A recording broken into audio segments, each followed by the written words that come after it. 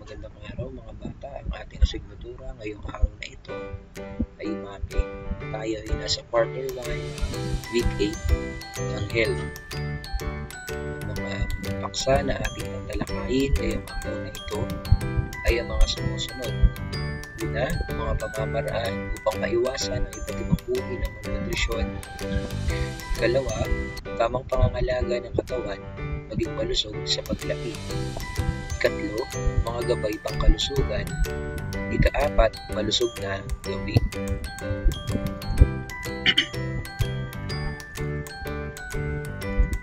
Ito ang mga layunin sa aralin ngayong araw na ito. Sa una, may paliwanag ang mga paraan ng pagpapanatili ng malusog na katawan. Kalawa, matukoy ang mga bagong kaalaman at kakayahan upang makatulong sa pagkakaroon ng malusog na pangangatawan. Ikaw ba ay batang malusog? Ngayong umaga, tayo ay magbabasa ng isang sulat. Pagkatapos itong basahin, inyong sasagutan ang mga sumusunod na katanungan. Handa na ba kayo? Ito ang liham na aking babasahin sa inyo mga bata. Kaya, halina't makinig at intindihin ang nilalaman ng liham na aking babasahin. Mahal kong Angelo, kamusta ka na? Halos 2 linggo ka nang hindi pumapasok sa ating klase. Tumawag ako sa bahay ninyo. Sabi ng nanay mo, madali ka raw mapagod at nahihirapang huminga. Tinanong ko rin siya kung maaari ba tayong maglaro pagkalabas natin ng paaralan, pero sabi niya, hindi daw pwede. Ayaw mo na rin daw pumasok dahil natatakot ka na baka tuksuin kang mataba ng ating mga kaklase. Sana tumawag ka o nag-chat ka sa akin para masabi ko sa iyo ang ating mga takdang aralin. Sana makapasok ka na rin agad. Nagmamahal, Oscar I. Kitana. Sagutin ang mga sumusunod na tanong sa ibaba. Sino ang hindi pumapasok sa paaralan? Ang sagot ay tama, si Angelo.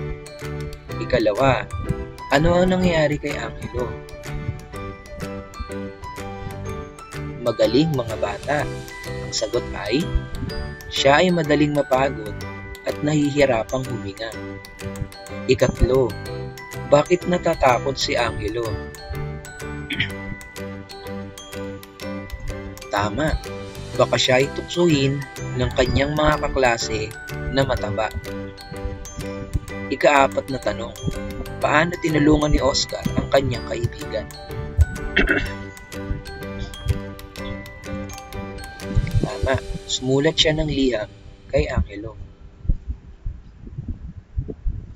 Magaling mga bata. Matapos nating aralin ang mga pamamaraan kung paano makaiwas sa malnutrisyon, aalamin natin ang mga alituntunin sa nutrisyon ng mga Pilipino na dapat sundin ng isang batang tubo.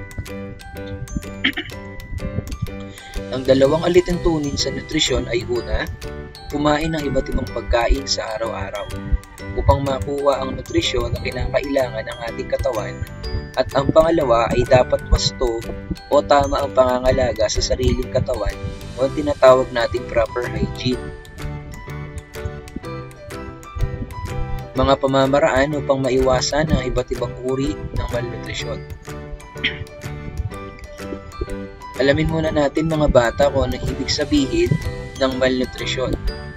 Ito ay nagaganap kapag ang katawan ay hindi nakakakuha ng sapat na sustansyang kinakailangan nito upang makaligtas sa mga sakit at mabuhay ng malusog. Yan ay isang halimbawa ng larawan na nagpapakita na ang bata ay mayroong nararamdaman o nararanasang malnutrisyon sa kanyang katawan.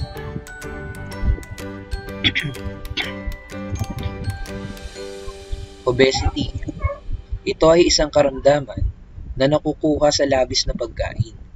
Ang mga batang obese ay nahihirapan sa pagkilos ng maayos. Nahihirapan silang gawin ang mga bagay na ginagawa ng mga batang normal ng timbang. Ang nasa larawan ay halimbawa ng isang taong sobrang katabaan o mayroong sobrang taba sa katawan o tinatawag natin na obesity.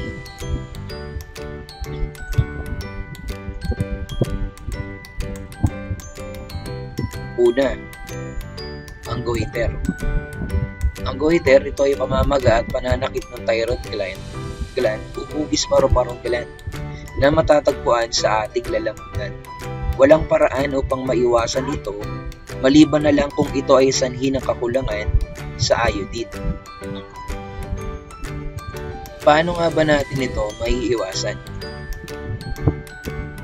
Maiiwasan natin ang goiter o mga panukala sa diet upang maiwasan ang kakulangan sa iodine ay ang paggamit ng iodizole at pagkain ng mga pagkaing mayaman sa iodine tulad ng mga pagkaing makukuha sa dagat.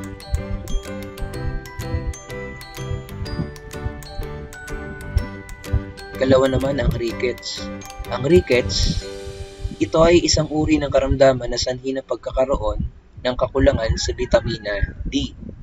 Ang mga bata na nasa pagitan ng 6 at 36 na buwan ay nasa pinakamataas na peligro sapagkat sila ay lumalaki pa at nangangailangan ng sapat na pagkalantad sa araw. Sila ay nakararanas ng paglambot at panghihina ng mga buto. Ang nasa larawan ay halimbawa ng taong nakararanas ng rickets o ang karamdaman na sanhi ng pagkakaroon ng kakulungan sa vitamin D. Ikatlo ay tinatawag natin kwashiorkor. Ito ay bunga ng malubhang kakulangan ng protina.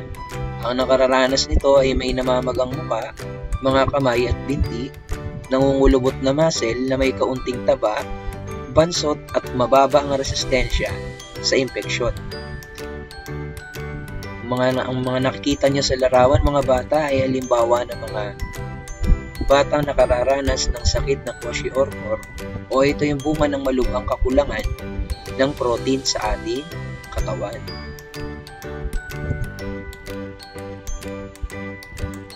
Paano nga ba natin maiiwasan ang sakit na kwashiorkor? Mahalagang kumain ng masustansyang pagkain tulad ng mga prutas at gulay dahil ito ay mayaman sa bitamina at mga mineral na kinakailangan ng katawan upang makaiwas sa anumang sakit. Kumain ng mga halamang ugat tulad ng kamote at mais. Ito ay nagbibigay ng carbohydrates at uminom ng gatas dahil ito ay pinagkukunan ng mga calcium na nagpapatibay sa mga buto at ngipin.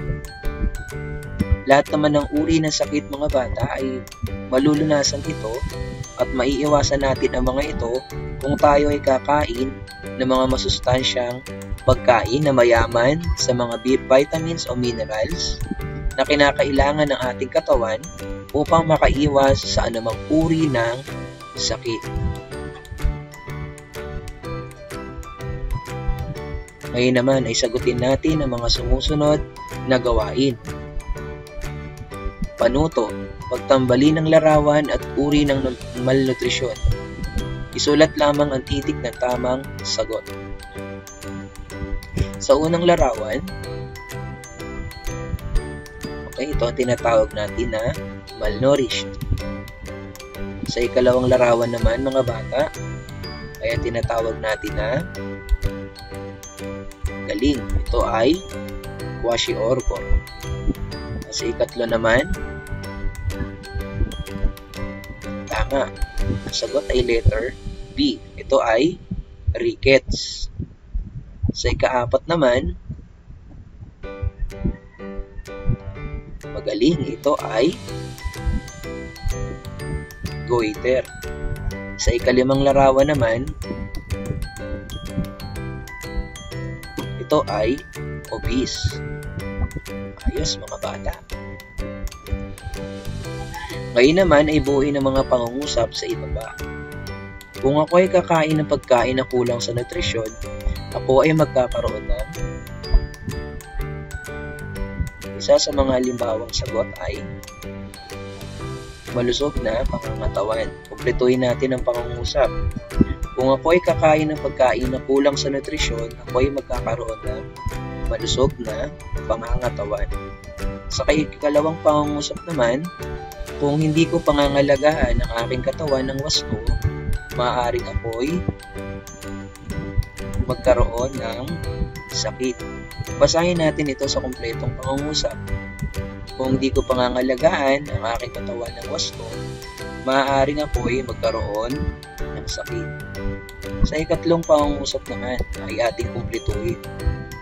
Kung ako'y kakain ng tama lamang sa kinakailangan, ako ay maaaring maging malusog at malakas. Ngayon naman, ibasahin natin na kumpleto ang diwa ng pangungusap. Kung ako ay kakain ng tama lamang sa kinakailangan, ako ay maaaring maging malusog at malakas. Ngayon naman ay ating gawin susunod na gawain. Ito ang panuto. Basahin ang mga sumusunod na pangungusap, isulat ang letra ng tamang sagot sa inyong papel. Sa unang katanungan, alin ang naglalarawan sa isang malusog na bata? A. Mahilig siyang magpuyat. B. Masustansyang pagkain ang kanyang kinakain. C. May sira ang kanyang mga ngipin. Tama. Tamang sagot ay letter B.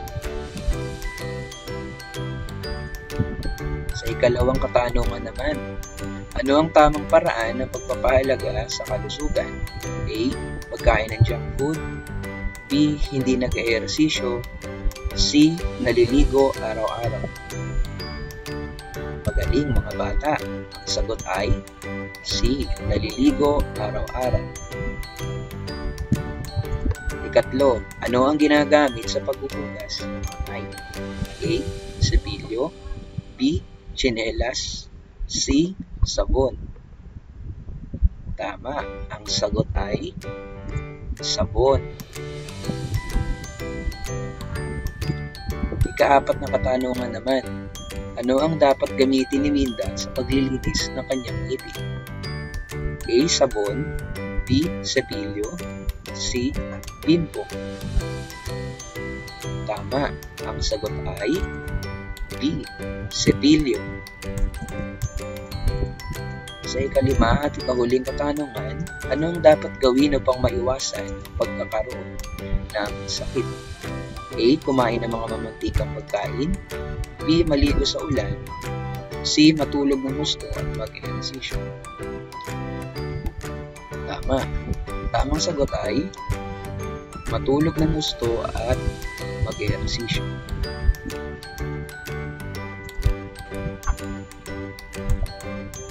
Sa letter D naman, ang panuto, basahin ng mabuti ang mga tanong, ilagay ang tamang sagot sa loob ng kahon. Una, ano ang mangyayari kung ang mga bata ay hindi kumakain ng prutas at gulay? Sulat lamang ang inyong sagot sa ibinigay na bahagi na inyong pagsasagutan. Ikalawa, bilang isang bata, bakit mahalaga ang malusog na pamumuhay? Sulat lamang ang sagot sa bahaging may puwang na inilaan para ilagay ang inyong kasagutan. Okay? Hanggang sa muli.